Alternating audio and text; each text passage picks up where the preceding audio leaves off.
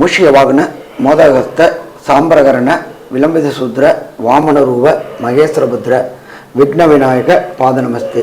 ಜೈ ಗಣೇಶ பாகிமாம். ஸ்ரீ கணேச ரட்சமாம்.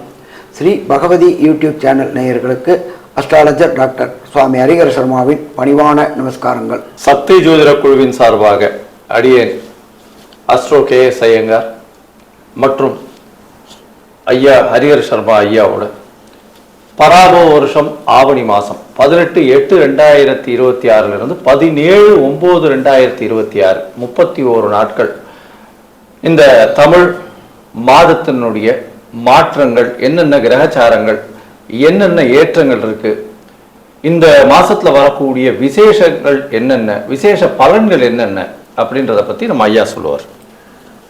அனைவருக்கும் ஹரிஹர சர்மாவின் பணிவான நமஸ்காரங்கள். இப்போ நம்ம ஒவ்வொரு ட்ரிப்பும் மாத பலன்கள், வருட பலன்கள், கிரக பயிற்சி பலன்கள் எல்லாத்தையும் பார்த்துட்டு வரோம். அப்படி பார்க்கும்போது நம்ம இப்போ பார்க்க போகிறது வருகின்ற ஆவணி மாதத்துடைய பலன்களை பார்க்க போகிறோம். இந்த ஆவணி அப்படின்னாலே சூரிய பகவான் இருக்கிற இடம் அப்படின்றது சிம்மத்தில் வருது ஆவணி. காலபுருஷ தத்துவத்தின்படி முதல் ராசி மேஷத்தில் எந்த கிரகங்களும் இல்லை.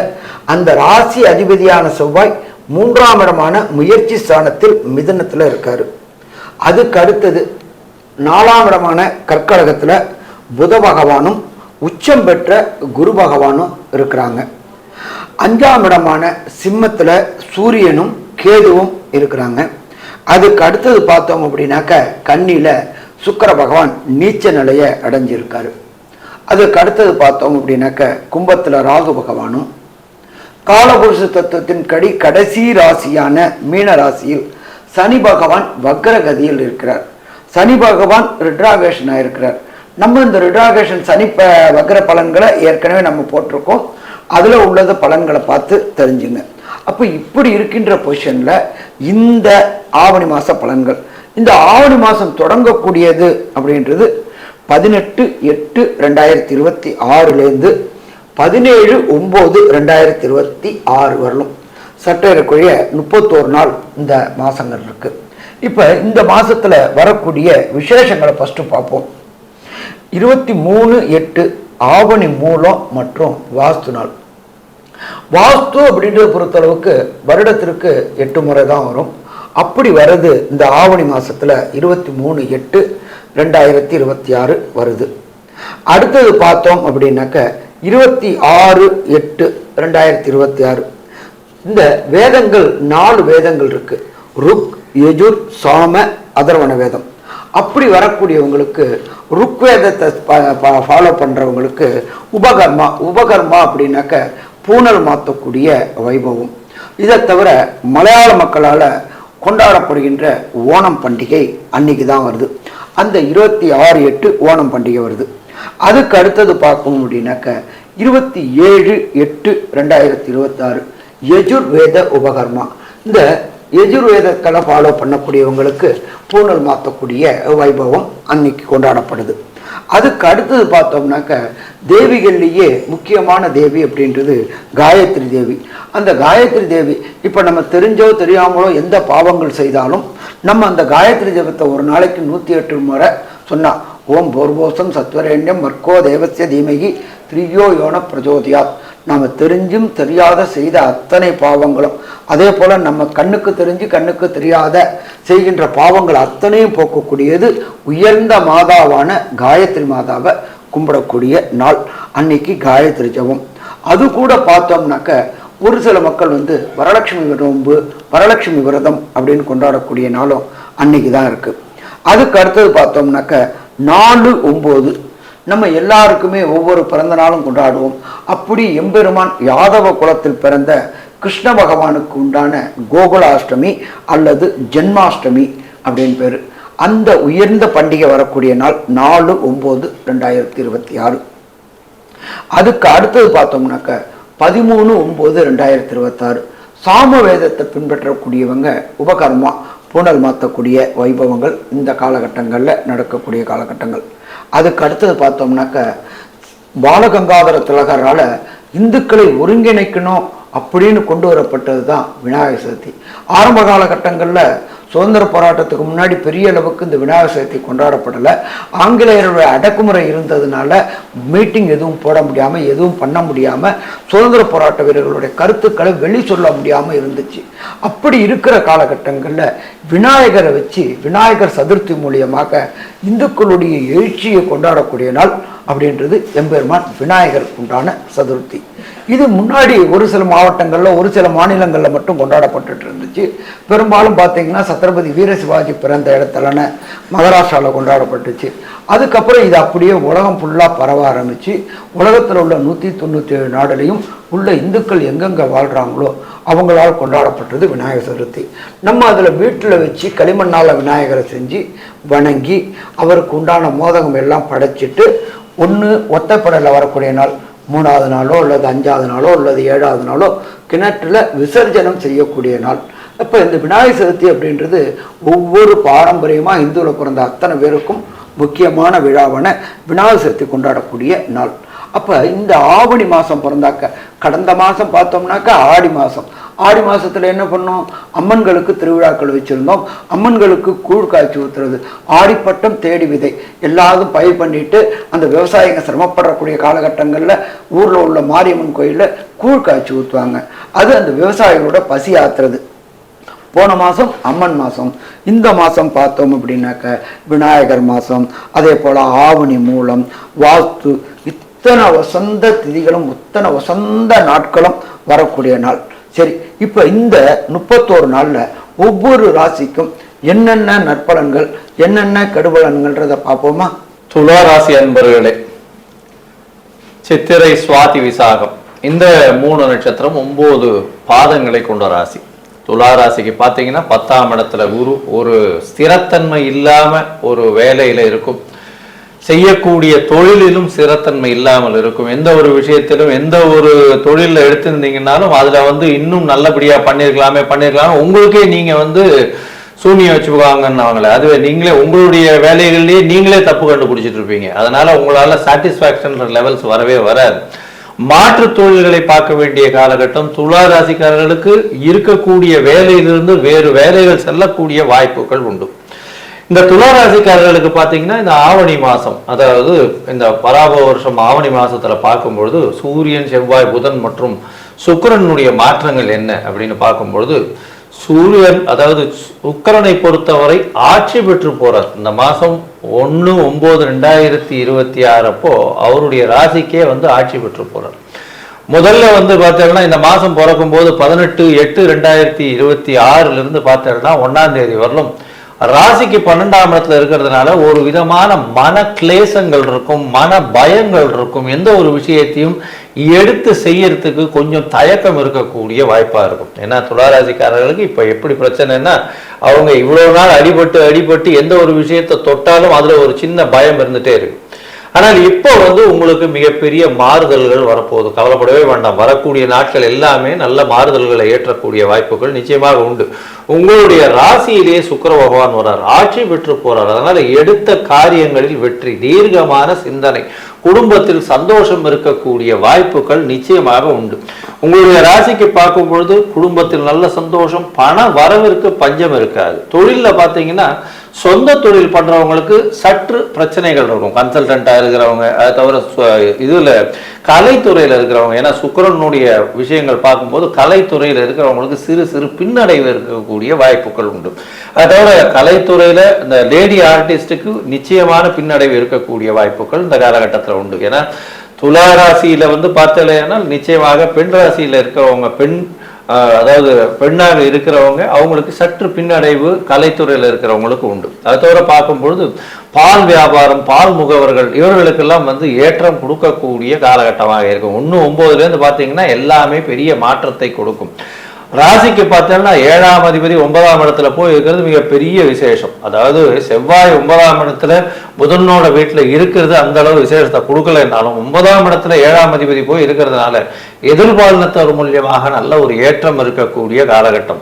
குடும்பாதிபதியும் 9ஆம் இடத்துல போய் இருக்கிறது பெரிய விசேஷம். உங்களுக்கு பார்த்தலையானால் உங்களுடைய மூதாதையர்கள் ஆசீர்வாதத்தினோட நல்ல ஒரு ஏற்றம் இருக்கும். படிக்கக்கூடிய மாணவர்களுக்கு பெரிய ஏற்றம் இருக்கும்.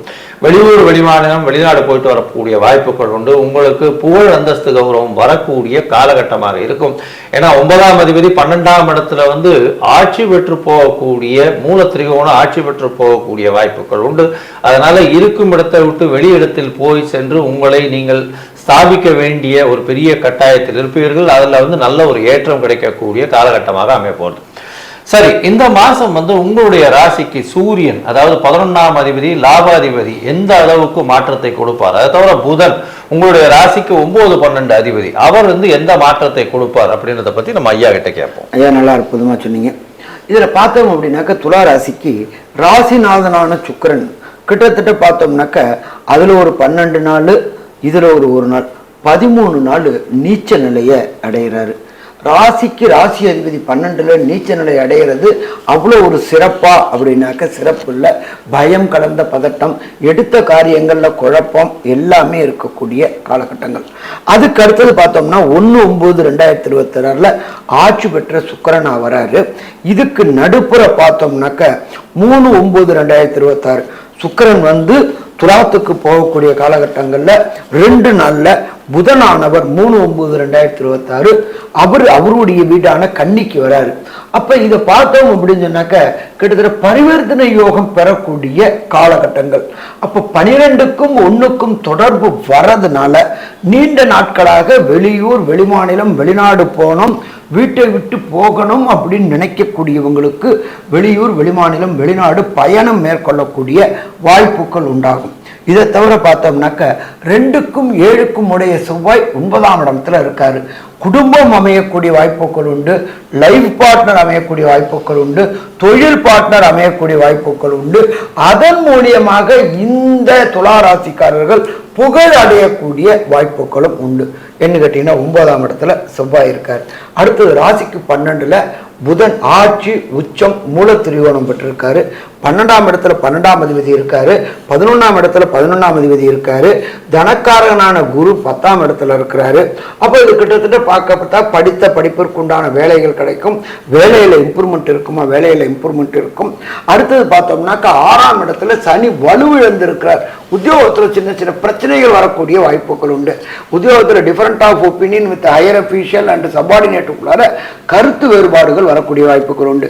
ஏன்னா அங்க சனி வக்ரமானது அப்படின்றத பொறுத்தளவுக்கு 15/7/2026 கிட்டத்தட்ட 11ஆவது மாசம் வரலும் வக்ர நிலை அடைகிறார். சற்ற 139 நாள். இப்போ இந்த 139 நாள் இந்த ஆவணி மாசத்திலேயே வர்றதுனால துலா ராசிக்காரங்க வேலை பார்க்குற இடத்துல இருக்கிற இடம் தெரியாம இருந்தோம்னாக்க பிரச்சனைகளை தீர்க்கலாமா, பிரச்சனையை தீர்க்கலாம், இல்லை பிரச்சனை வரக்கூடிய வாய்ப்புகள் உண்டு. இதை தவிர நம்மளுடைய ஜோதிட சாஸ்திரத்தில் சொல்லியிருக்கிறது குரு 10ல் வந்தால் பதவியும் பறிபோகும் அப்படின்னு சொல்லக்கூடிய காலகட்டங்கள் உண்டு. அங்க பார்த்தா குருவும் உச்சம் பெற்று இருக்கிறாரு. அப்ப இந்த காலகட்டங்கள்ல வேலை பார்க்கக்கூடியவங்க வாதம் விதாண்டாவாதத்தை தவிர்ப்பது சிறந்ததா இருக்குமா? சிறந்ததா இருக்கும். வாதம் விதாண்டாவாதம் செய்யணும், அதுக்கு உண்டான பலன்களை நாம அனுபவிக்க தயாராக இருக்கணும். சரி, அடுத்தது இந்த துலா ராசிக்காரங்களை பொறுத்தளவுக்கு ஒரு சில நாட்கள் தவிர்க்கக்கூடிய நாட்கள். அந்த ஒரு சில நாட்கள் தவிர்க்கக்கூடிய நாட்கள் அப்படின்னாக்க அதுக்கு பேரு சந்திர ஆஷ்டம தினங்கள். சந்திரன் உங்களுடைய ஜனன சந்திரனிலிருந்து கோச்சார சந்திரன் 8ஆம் இடத்துக்கு வர்றது சந்திர ஆஷ்டம தினங்கள். அந்த சந்திராஷ்டம தினங்கள் அப்படின்றது துலா ராசிக்கு பொறுத்தளவுக்கு 3/9/2026 4/9/2026 இந்த 2 நாட்களுமே துலா ராசிக்காரங்க எச்சரிக்கையோட செயல்பட்டா பிரச்சனைகளை தவிர்க்கலாம். என்ன எச்சரிக்கையா இருக்கலாம்? புதிய முயற்சிகள், அடுத்தது வெளியூர் வெளிமாநிலம் வெளிநாடு பயணங்களை தவிர்த்தா பிரச்சனைகளை தவிர்க்கலாமா? பிரச்சனைகளை தவிர்க்கலாம்.